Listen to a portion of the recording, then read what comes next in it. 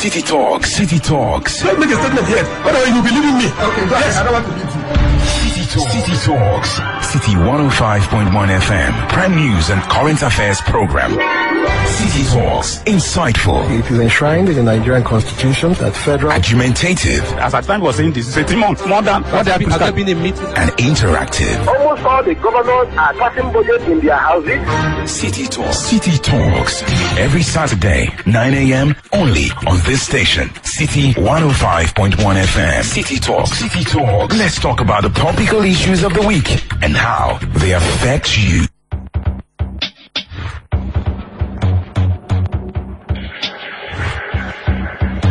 Very good morning to you and thanks for joining us on City Talks this morning. My name is Nyamgul Agaji. It really has been a turbulent week, but yet a really very interesting one, I might say. We have had very many things worth talking about, but we chose a fundamental concern which may not have made the news, but nonetheless very important, especially in January, which is famed to be the longest month ever.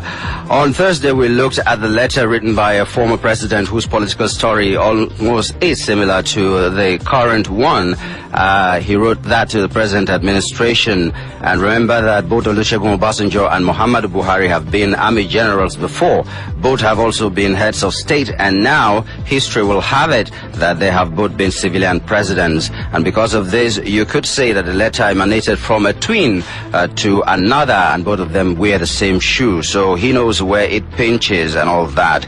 Be that as it may, what we are looking at today is not the timeliness or the source or even the destination of the letter. We're looking instead at one of the possible consequences of issues raised in that letter. In Nigeria, it was not something that we should be afraid of, something about suicides and all those things and all that. So we chose today to talk about mental health, and I think it's very apt. Okay, I am so glad to have in the house here today Dochi Nwigwe, who will be telling us a lot of things that we need to know if we're talking about having alternatives, having the right place to go to when we need help and all that. Welcome to the program, Dochi.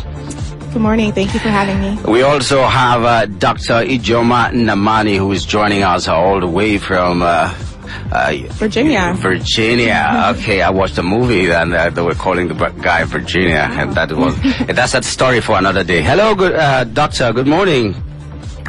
Good morning. Thank you very much for having us. Thank you. All right. Let's go right away to what we're talking about, mental health. Let us have just a peek into what we can describe as mental health, and let me marry that with the kind of people that need to seek help when we're talking mental health. So with mental health, we're looking at, there are different kinds of mental health conditions. It could be what we call depression, and some people might call it sadness.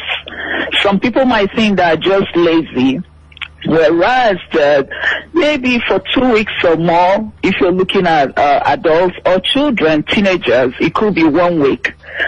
They're not able to, they have this lack of motivation. They don't have the drive. For kids, teenagers, they might be more irritable. Adults could complain of lack of concentration, lack of appetite, or some people might eat more when they're depressed. They're not sleeping, or they might sleep more. So lack of energy. So in that sense, and during that time, they might not be able to go to work. Family members might think, that is laziness, that is not depression. That time is important for them to seek help, even if they go to an internist or primary care or physician, then the person might refer them to a mental health provider or a psychiatrist. There are other severe illness. Remember, depression can be severe. I'm not saying that depression is not severe, but it can be very severe too, clinical depression. But then you come to bipolar. Bipolar is what we used to call manic depression, whereby for 3 to 5 days, somebody might feel so manic, high energy, happy, productive, make a lot of ideas, have a lot of ideas, shopping sprees. That's when some people will max out their credit card, buy cars, do a lot of things that are difficult, and it can ruin marriages. Then after that, the person might just go into this deep depression, sadness, crying spells, and some people around that time might even attempt suicide because they have spent so much money, they have been violent. At times, police might arrest them, and it depends on the police that arrest the person, because some police will take them to jail, or some, depending on the person, will take them to the hospital. So with bipolar, if you see someone having that kind of mood swings, then that person is also due to mental health.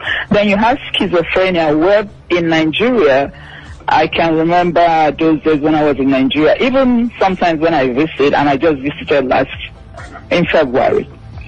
Sometimes you see people that are talking to themselves, or responding to things, picking things, or you see some naked people on the streets talking.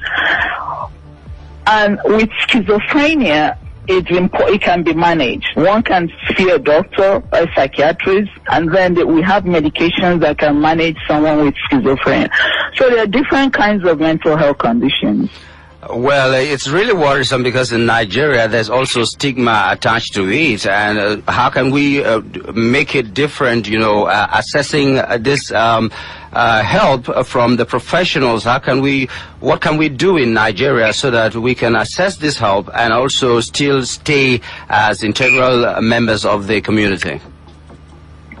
Yes, so you're right about the stigma. The stigma in Nigeria, of course, is high. Even in America, we still have stigma, but of course, America has come a long way and is better, and that's the importance of this opportunity you gave us, increasing awareness, letting people know that mental health disorders, that it's a brain disease. It's not laziness. It's not voodoo. It's not because of what your ancestors did. It's not contagious.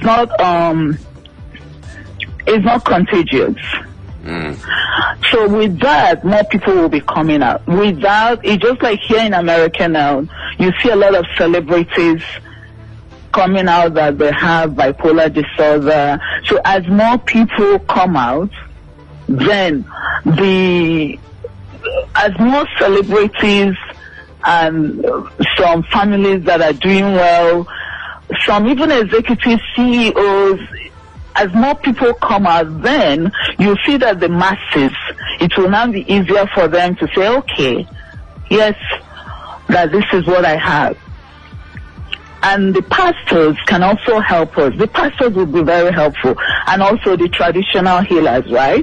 Because when people are ill, sometimes family members go to the traditional, I'm talking about Nigeria. Some family members go to traditional healers first to ask. So if the traditional healers can see, to direct them to help to the hospital or to some doctors, that would be better. Then another aspect is churches. When people go to pastors and are praying and casting out the demons, for pastors to remember that Jesus used medications, not medications. There were times that Jesus healed people with making a mud of saliva. So instead of telling them that casting out the demons or is what their forefathers did, or somebody, their neighbor is trying to kill them, direct them to the doctors. And for Dr. Namani, please. Well, you come from a geographical location in Nigeria here, because you are Dr. Ijoma Namani. That means it's Igbo. And if you want to marry from or into a family, they tend to read the whole of your history and try to find out whether there's been a case of mental illness in that family or not. Are there other issues, or are there conditions that you can be in and have have these mental issues, and which necessarily cannot be transferred from one generation to the other. Because it seems as if one person is mad in your family, let me use that word, permit me, everybody in that family is not safe. Yeah. I think it's okay for you to use the word, but I would say that it's not. I don't think it's okay for you to use the word mad. Yeah, do you understand my point? Because that's also what creates the stigma. You see my point? Yeah. So I don't appreciate the word mad, but then but it's true, that's what they say in Nigeria. And again, where I come from, the Igbo land, Enugu, Abani, so they will say, they will see people, they will say, Nekwonyara, look at this mad person, right? So you're right, there's a genetic basis, right? So there's a genetic basis, and it makes sense that you can understand why people will say, oh no, there's this sick person from this family. So be careful if you marry them, that your family might also have the illness.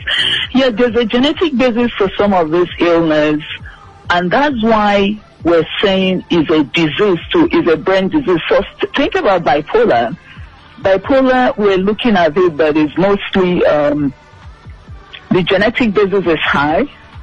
But it's also like diabetes. Diabetes type 2 also has high genetic basis. So you're not going to marry anybody then, because with diabetes is almost like bipolar. So the person will be treated with insulin or the medication they need. Yeah, you're right. And then schizophrenia. But then there's also 1% of the population that can have schizophrenia with no genetics, with no family history. So even with bipolar, there are other triggers, stress, drugs, even cannabis. That's why people have to be careful about smoking pot and weed. So drugs can increase the person's vulnerability. Yes, some of the diseases are inherited, but there are other factors. It's not purely genetic. Okay. There's an environmental factor. Yeah. Okay, just stay on the line. Let us get to meet Dochie Nwigwe. Welcome once again to the program. Thank you. Let's get to meet with you. What is your story like, and how did you come to affiliate yourself with Dr. Damani? Yeah, so for me, I visited Nigeria for the first time as an adult last June 2016. And before visiting, I had actually watched a New York Times video talking about prayer centers here in West Africa. During my time here, I went to Imo State, and I saw a man talking to himself and in handcuffs, but he was by himself. There weren't any police officers, just, handcuffs, walking around by himself. So I couldn't help but to think, like, wow, did this man escape from a prayer center that I had just watched, recently on the New York Times? So in that moment, I realized, like, there's something that needs to be done here. There needs to be more crisis centers here in Nigeria for when we do see someone walking around in shackles or even just talking to themselves. Who can we call? Who can they go to in regards to just crisis centers, doctors, hospitals? So it was then that talking to Dr. Ijama and hearing her vision for Chi Sylvan, that I definitely wanted to be a part of what she envisions here for Nigeria in regards to mental health awareness and mental health advocacy. Okay, Doctor, we're coming back to you. She just mentioned something. You are there in the U.S. and you have the experience, the Nigerian experience and the U.S. experience. What's the difference between this? So with the Nigerian experience, we have. Of course, we don't have a lot of psychiatric hospitals, and we don't have a lot of psychiatrists in Nigeria. And of course, the stigma is so high. In US, we have so much, but we still have the issues in US whereby there are some, especially African Americans or Hispanic Americans. Caucasians are more psychiatric friendly. They have more awareness. For instance, in my practice, I have more Caucasians in my practice. With African Americans, there's still this tendency, which is understandable because Nigerians were like that too, that to go to the church when something is happening, or we still have to pray about it, that is not depression, it's laziness. The if somebody in Nigeria, if I see someone naked, because that's really my goal of for us to found the Chisob Incorporated, the non-profit in Nigeria. In Nigeria, if you see somebody that is naked on the streets, people will be laughing. They will be laughing at the family. They will be saying that it's voodoo and all those. Whereas here, at least we can call the police or crisis center, take the person to the hospital, and then the family will be contacted. So we have, treatment is accessible in America. Nigeria, we still have a long way to go. But there's something I will say that sometimes practicing in America, sometimes I wish I'm in Nigeria. If you have somebody that is very ill, especially having a manic episode, which is one of the phases in bipolar, or even with schizophrenia, it's difficult for family members, even physicians, psychiatrists, to get the person to the hospital. You go through the judge, you're trying to commit the person. If you can show that the person is not safe to the society and not safe to himself, if the person is denying any suicidal thoughts, and some patients can really be so much aware of their illness that they will come in and they won't say anything. The judge won't commit them against their will. Whereas in Nigeria, you can still get the person, and it's easy to get medications from the pharmacy without prescription. You can give the person injection. You can take the person to the hospital without having to sign a commitment and go through the judge. So that's something that works for us down in Nigeria. Okay, that means you really did have a burden for what is going on in Nigeria. So what is this organization which you're talking about bringing to the Nigerian citizens?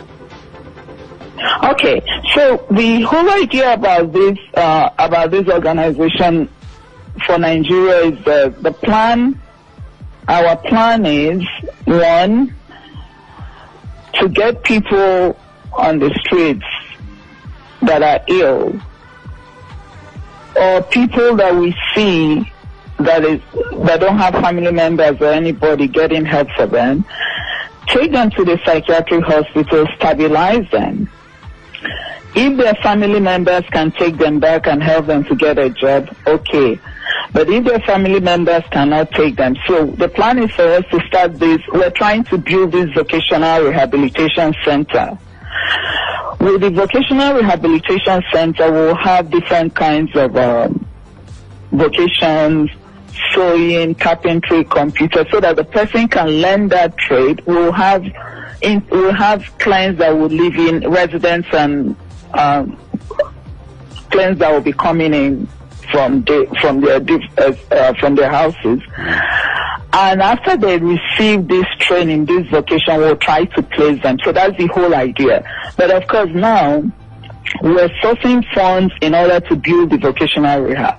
But if we can still work with some people to help to get some patients and treat them, send them to hospitals in Nigeria for them to be treated. The whole idea is that vocational rehabilitation, because for me initially, I was just so much interested in increasing mental health awareness. But with my patients, I have very sick patients. With my patients, I realized that it's not just about advocacy and awareness. It goes beyond. Some of my patients that have schizophrenia and severe bipolar, they do so well. They might just be working a few hours at some grocery stores, but they're happy. Their life is their new normal. So that's why I decided that starting a vocational rehab in Nigeria will help. Okay, well, I'll take a final answer from you. I'll give you a final question now, because every other thing we'll find out from Dochi, who is right here in the studio. Well, how can Nigerians key into what you're doing right now, please? Just briefly before we come back to Dochi. At this point, how Nigerians can key in is increasing awareness, sourcing funds for the vocational rehab.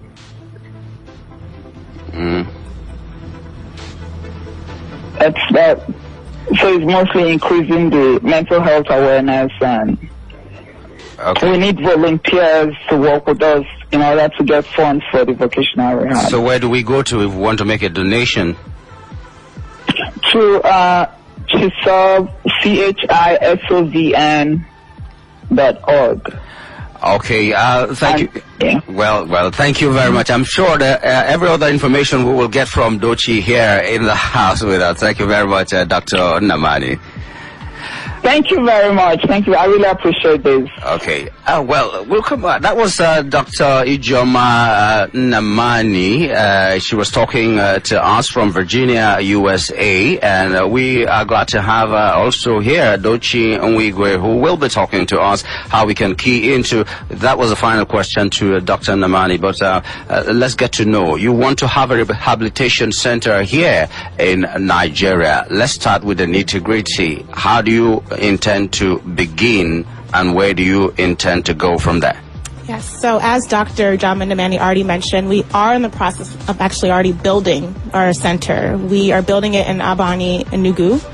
We broke ground last March, so we're now in our phase one of building development. So we're already in the process, but as she mentioned, we are still in that fundraising stage to continue the building development.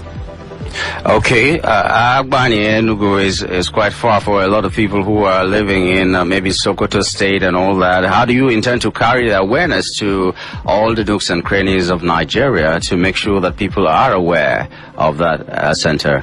Well, so recently, for instance, we had a walk on the Lekki Ikoyi Link Bridge for World Mental Health Day on October 10th. So as Dr. Nnamani mentioned, just raising awareness and talking about mental health in general, as well as CHISOVN, will then potentially lead the society to our center in Abuani. When we were actually at the bridge, we had a table on hand where we were selling our T-shirts to raise awareness, as well as just talking to those who were out there exercising. We walked and did about 2 laps, and pretty much anyone who would listen, we shared what we were doing in Enugu and referred them to our website, CHISOVN.org. Okay, let's look at this CHISOVN.org. In 5 years from now, you have a center in Enugu right now. In 5 years from now, what are we looking at? So we're actually looking at a very large facility. The center will have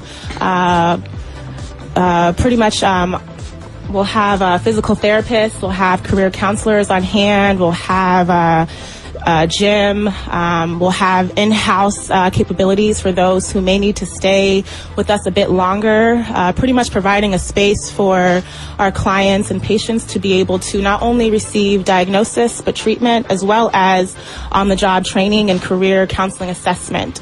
So imagine a oasis, if you will, for our clients and patients to come and get treated, receive treatment, as well as receive career counseling so that they can then go back into their societies and, as Dr. Ijeoma stated, be able to have a normal life.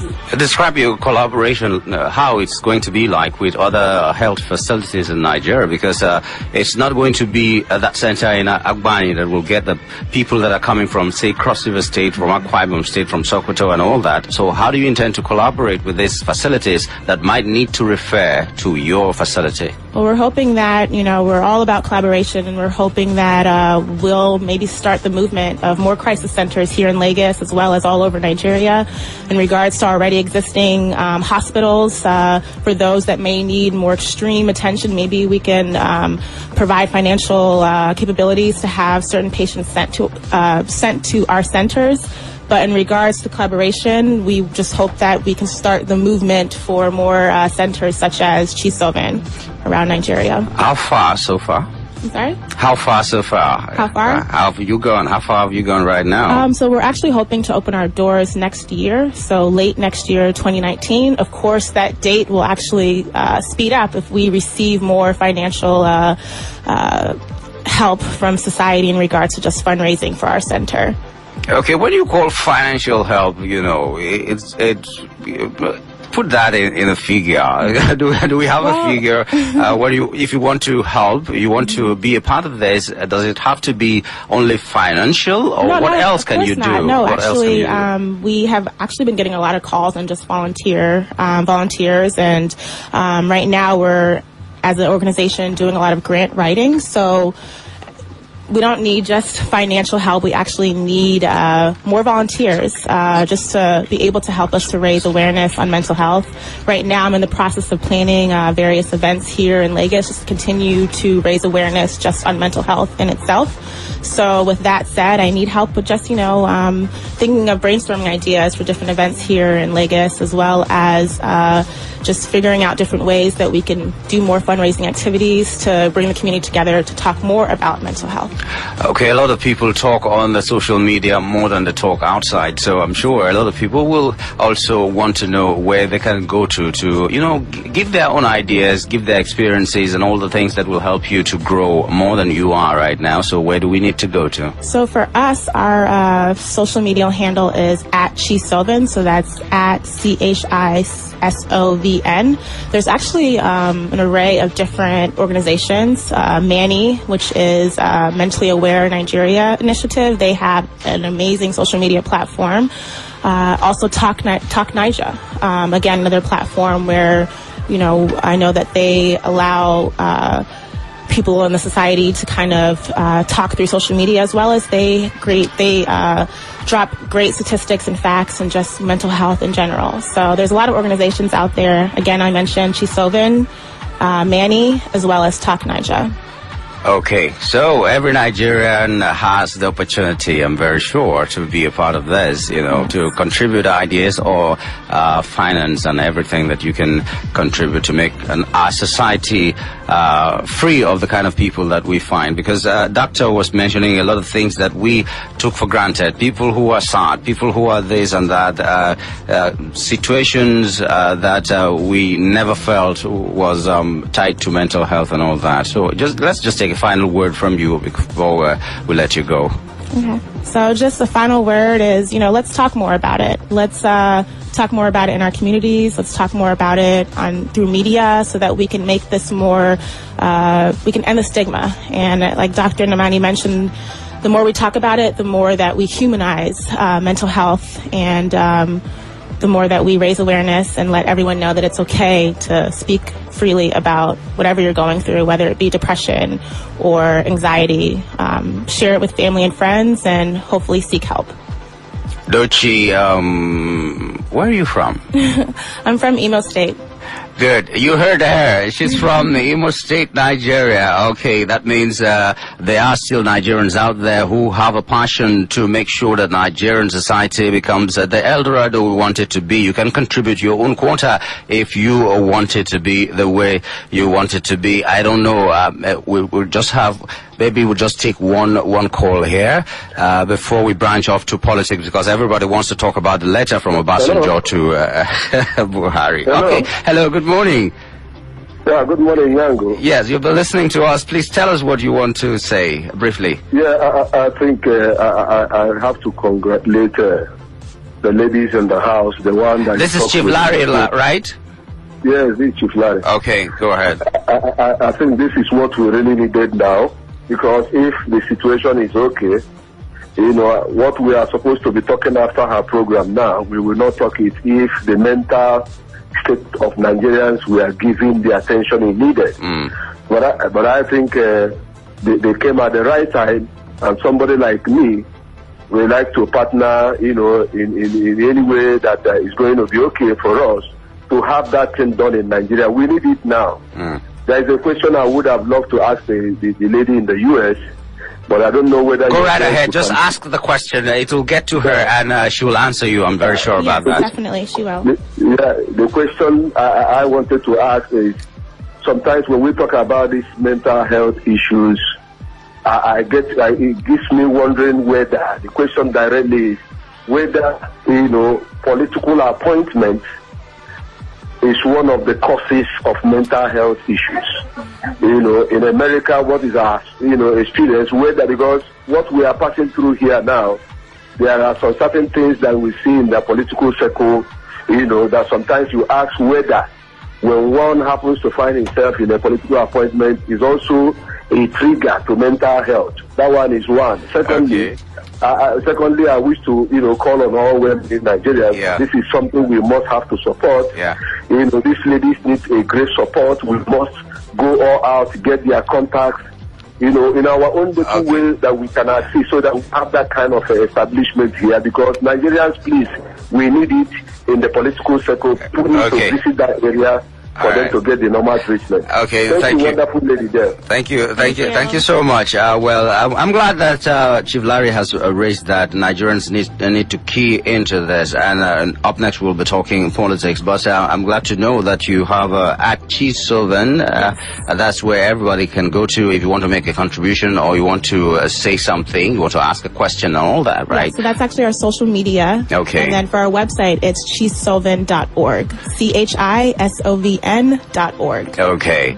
Well, you heard her, and if you want to key in, you can do that. Maybe we here in City FM will also be partners as well. In fact, we are partners as well, because whatever questions that you cannot get through them, we are sure to take to them as well. We'd like to say thank you to you, Dochi Onwigwe, for coming on the program. And thank you in absentia to Dr. Ijoma Namani. She was talking with us from Virginia, USA. We'll take a little break now, and when we return, we'll be looking at the, will you call it love letter or a letter bomb? Stay with us. In the business of finance, everything is possible. Keep pushing. But as you push, there's one important thing you must never ever do. Never forget to file the personal income tax returns. It is your duty to your employees as well as the government. The Lagos State Internal Revenue Service, LIRS, hereby gives notice to all employers of labor to file their personal income tax returns for the 2018 year of assessment on or before 31st January or face prosecution. All filing should include Form A for every staff. For further inquiries, contact the Personal Income Tax Directorate at annualreturns@lirs.net or call 0805-023-1434, 0805-023-1460, 0700-2255-5477, or visit www.lirs.gov.ng. This message is from the Lagos State Internal Revenue Service, LIRS. The word of the Grail message lives. It only permits those people to find abundantly in it who really carry the honest desire in their souls. Words from the work. In the Light of Truth, the Grail message by Aprushin. You're invited to a lecture on the Grail message on the topic, Why Serious Seekers After the Truth Should Examine the Grail Message. Date, Sunday, January 28, 2018. Venue, the Grail Information Center, number 15 at Adeniyi Jones Avenue, Ikeja, Lagos. Time, 4 p.m. Admission is free. Why Serious Seekers After the Truth Should Examine the Grail Message. Lecture on the Grail Message holds at the Grail Information Center, number 15 at Adeniyi Jones Avenue, Ikeja, Lagos, on Sunday, January 28, 2018, by 4 p.m. Grail Movement, Nigeria.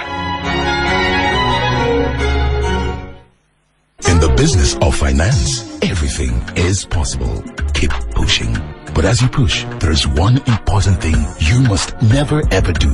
Never forget to file the personal income tax returns. It is your duty to your employees as well as the government. The Lagos State Internal Revenue Service, LIRS, hereby gives notice to all employers of labor to file their personal income tax returns for the 2018 year of assessment on or before 31st January or face prosecution.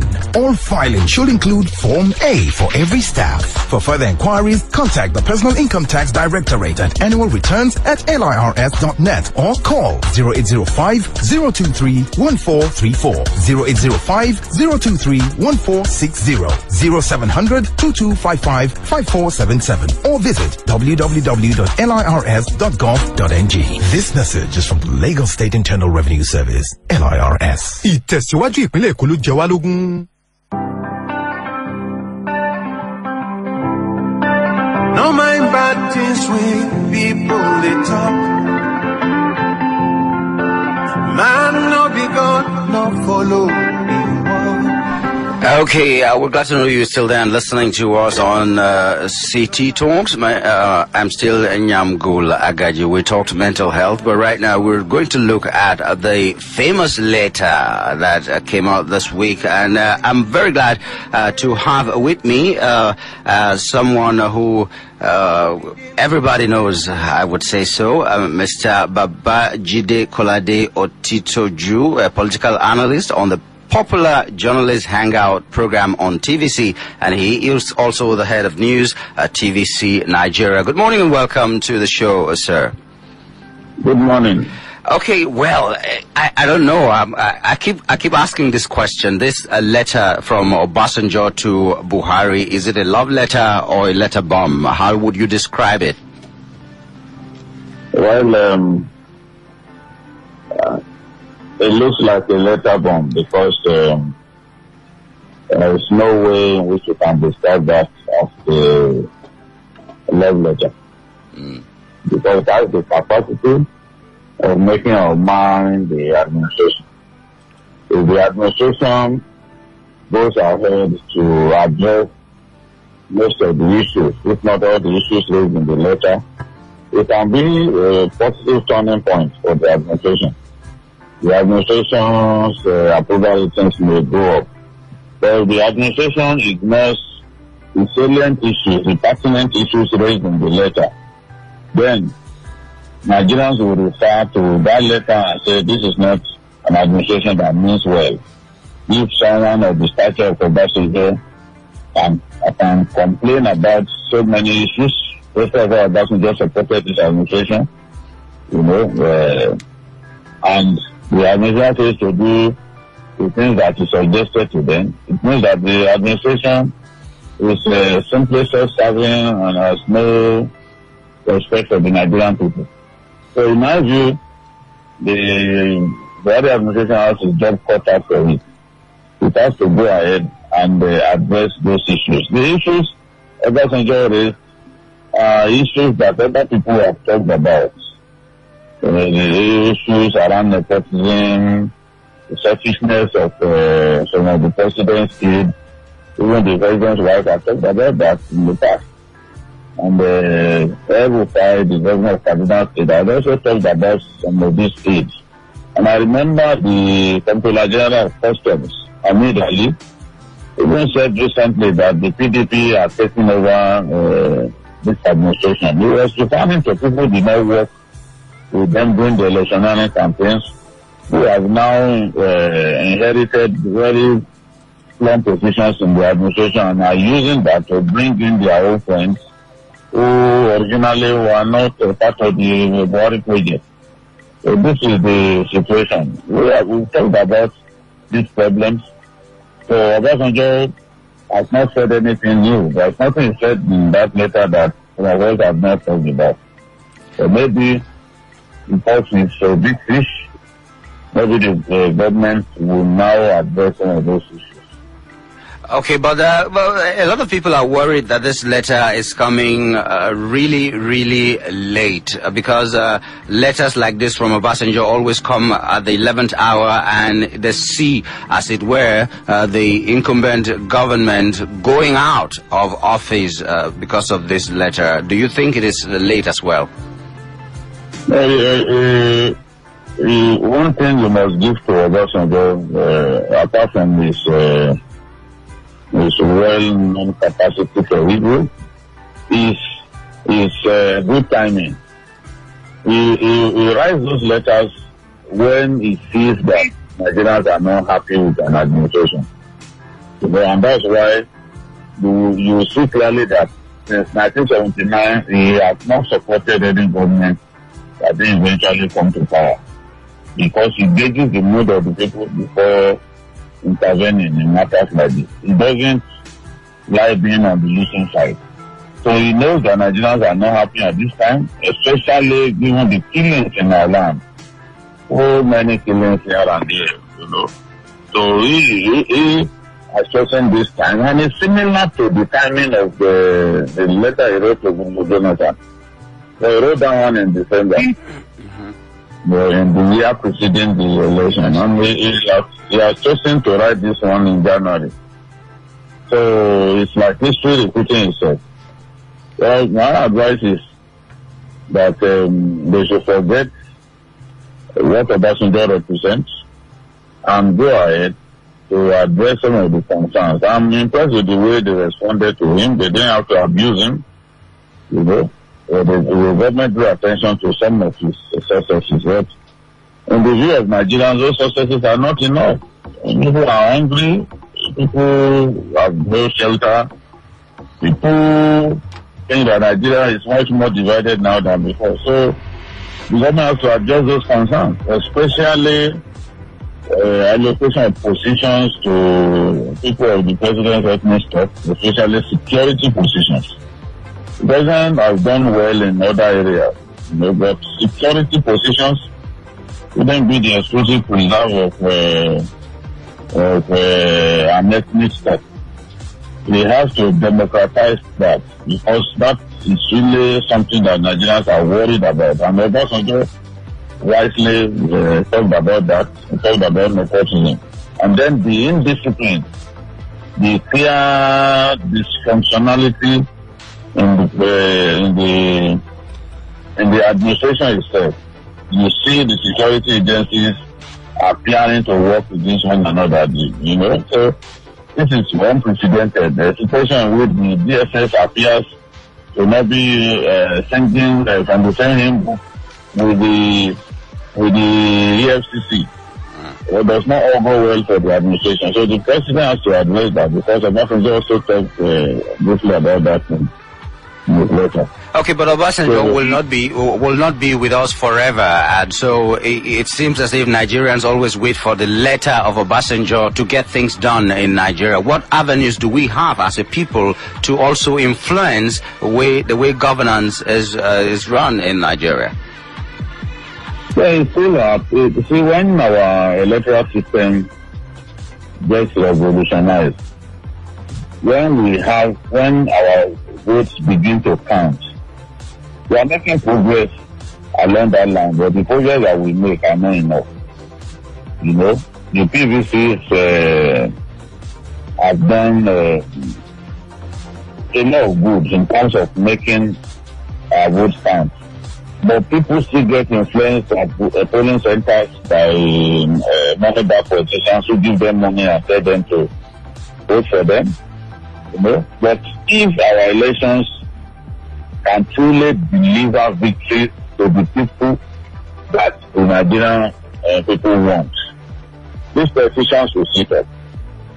Whether they are in the National Assembly or they are governors, politicians still don't think that they are responsible for you and I. But once our elections begin to really count, our votes begin to really count, we will be able to elect a succession of responsible and good leaders.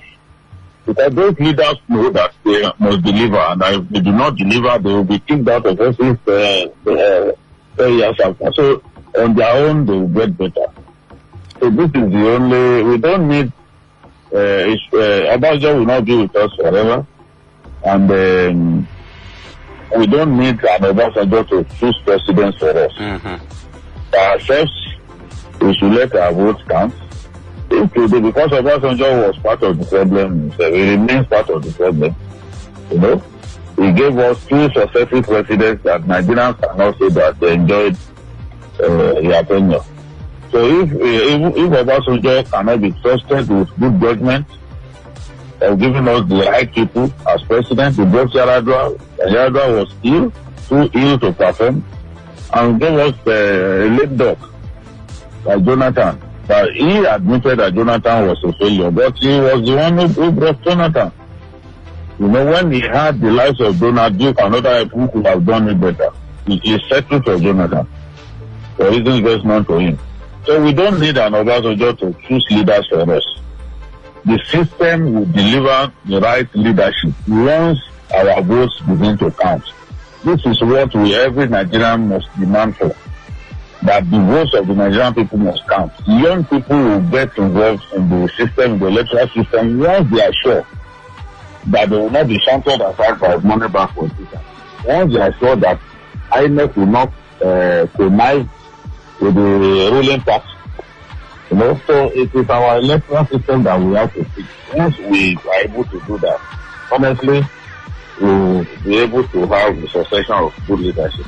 Okay, but the amendment of the Electoral Act has just been done. Right now, there's reconciliation between, or they're trying to reconcile it between what was obtainable in the House of Representatives and the Senate and all that. And it's just the succession of elections that was reflected there, as far as I can see. What else did you hope to see in the amendment of the Electoral Act that was not there, and what can be there as well? I would want technology to play a bigger part in our elections. As big as India is, India is projected in a few years to overtake China as the most populous country in the world. So I expect that technology will make our elections better, will make the system more transparent, will make the right candidates to emerge. So I want the electoral system them to tinker with the Electoral Act and allow electronic voting. Electronic voting, not just electronic voting, make the election technology based, such that as we are finishing the election, that same day, the winner will have emerged. Because that's the way it is abroad. America, with a population of more than 200 million, they are able to know the winner of their election under 24 hours. But in our own case, returning officers will be traveling from one point to another to deliver results. Will be waiting. Journalists will stay awake. And everyone staying awake. The results still won't come in until the next day, depending on how large the state is. They have to travel by road. Some parts of a state like Cross River or even Kaduna, you could travel for 7 hours before getting to the state capital.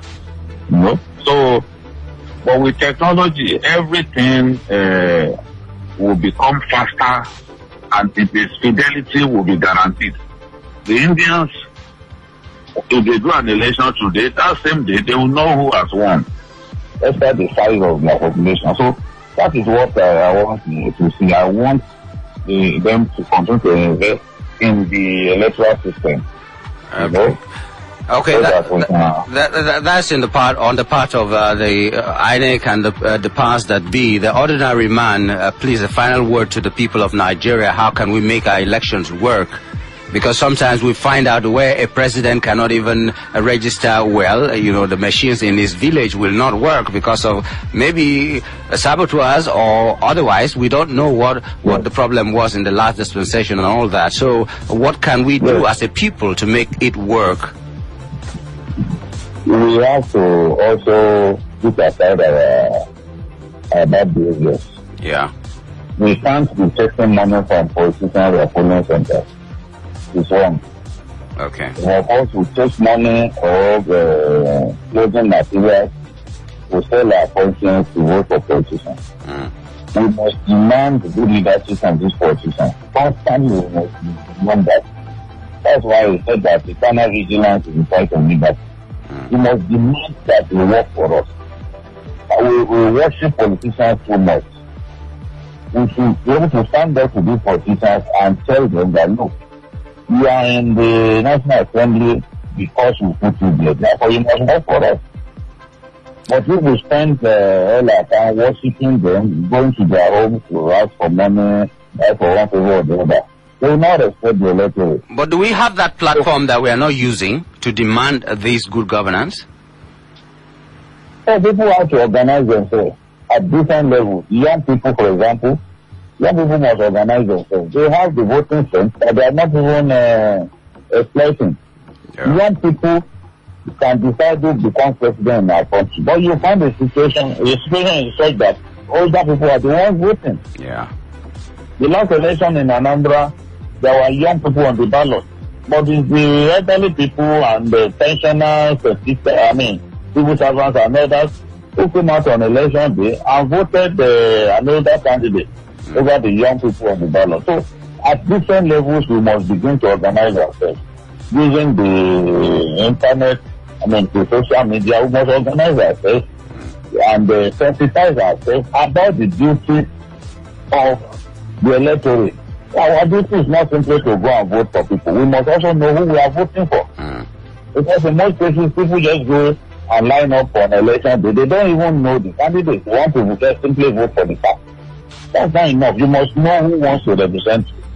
And if the fellow who wants to represent you does not have the moral standing, then it should be rejected. Yeah. So I think we'll get better. By the time we go to maybe 2 or 3 cycles of election, our electoral system will become better. Because if you ask me, we are better than we were in 2003 in terms of the fidelity of our elections. We've seen opposition parties to win elections these days without the so-called intervention of federal might. Yeah. So to just get better little by little, what each one of us has to play a part. We have to sensitize ourselves, talk to ourselves. Young people must take politics seriously. Young people are too apolitical.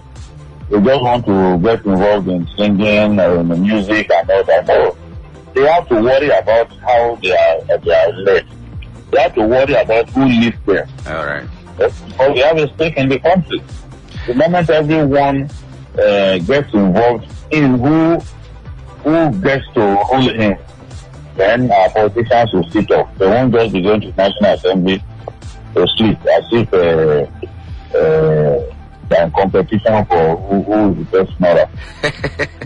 All right, thank you very much, Mr. Babajide Kolade Otitoju. It's our pleasure to have you on the program. Thank you so much, my pleasure. Okay, that is Mr. Babajide Kolade Otitoju, political analyst on the popular journalist hangout program on TVC and head of news at TVC Nigeria. He was talking to us about the letter that the past president Olusegun Obasanjo wrote to Muhammadu Buhari, the current president, and we got some things from Twitter, and Alaba Alakper is saying, if I were President Buhari, I will leave out the messenger and focus on the message. I will use some of the key words in the letter, example, nepotism. And he also said it's not only nepotism, there is also the issue of security and power supply, incessant fuel hike and all that. And then our electoral process will still remain like this as far as we haven't solved the issue of power supply and will boost our technology. Okay, that is from Alaba Alakwe. You too can tweet at us at CT1051 or you call us right now. We have like 2 minutes to go. Hello. Hello, Mr. Ayan. Good morning to you. Good morning, please. Yeah, my name is Prince Suarez. Calling from Amuodofin. Yeah, go ahead. I think I must commend the former president. I want to thank you very dearly. You know, Mr. Otitoju say we have been seeing this, everywhere have been seeing that. But to all of what I've been seeing is they carry, we are just lightweight. How many will listen to us? And if they listen to us, they take us, they don't consider what we are saying. But immediately, the former president talk, Obasanjo, the whole world listen. Anybody that you want to talk to, you must know. And when you go through that letter, you must say kudos to this man. See, if the former president talk this way, I'm telling you, it won't be as it is. And I'm talking all the points he raised. This letter is very fighter for this present government. And it's not too late for him to amend. So, you know, our present president is just too slow for my liking. The policy we're talking about is not true. So, for me, I want Mr. President PNB, Buhari, to do better. It's not just too late, but what I know very clearly, I must say thank you to former President Obasanjo. Because what he said is what we expect enslaving Nigeria. So say, thank you, Mr. Yango. Let me talk. Thank you. That is the final call we're going to take. Let's hope that this letter is the letter that we find in the Bible in chapter 5 of the book of Daniel, which tells us how Belshazzar that held a great feast of drinks and vessels and all that, and there was a writing on the wall. There was a hand that appeared on the wall and wrote some things and all that. And let's hope that good will come out of this rather than bad. Okay, that letter has come out, and some things, a lot of people have said, a lot of things that have happened within the week here is a result of, or are a result of that letter. Let's hope that better things are yet to come. It doesn't matter who is at the helm of affairs, but it does matter what happens to the people who are being governed. But all of us have to put our hands on deck to make sure that our Nigeria moves from one level to a better level. That's how it's been on the program this morning, and I do hope that you'll join us again same time next week. Up next, we're going to have sports. Wilfred Mong is standing by, and there's lots and lots to discuss this morning. Until then, my name is Nyamgul Agaji. Thank you for being there.